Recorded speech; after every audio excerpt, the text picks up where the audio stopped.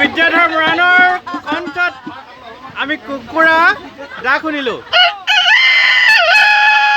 খুব সুন্দৰ, এটা হাততালি হ'ব লাগে। এইবাৰ শুনিম কপৌ চৰাইৰ মাত।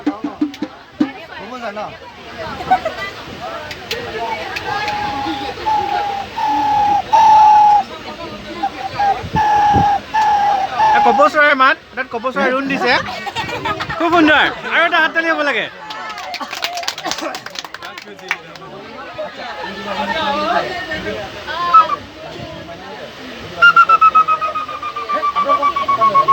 এইটো কি চৰাইৰ মাত হ'ব পাৰে?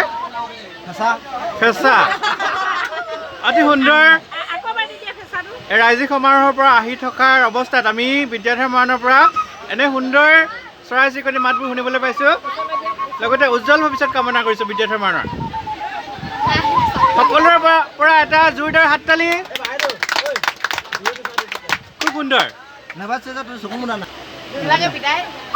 ইমান মৰম কৰিব নালাগে।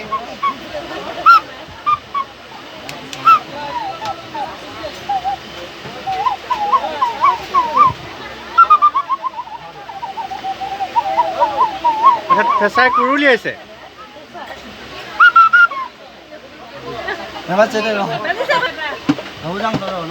শেষত আমি কেতেকী চৰাই মাত এটা শুনিবলৈ বিচাৰিছোঁ বিদ্যাধৰ মৰাণৰ পৰা।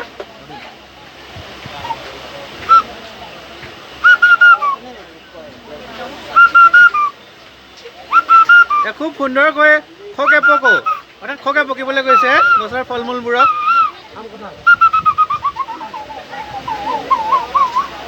খুব সুন্দৰ হৈছে, আৰু এটা হাততালি হ'ব লাগে। ধন্যবাদ জ্ঞাপন কৰিছোঁ। লগতে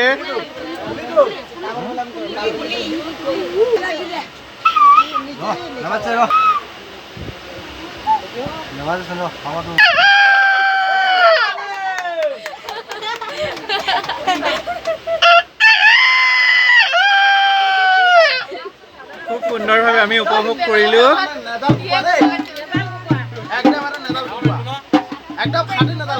হাতী নেদাল কোৱা, গতিকে হাততালিটো পুনৰবাৰ দিবৰ কাৰণে মই অনুৰোধ জনালোঁ।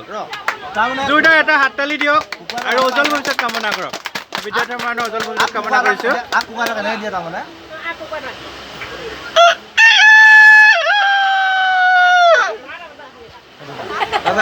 এতিয়া পিছত উঠি দে।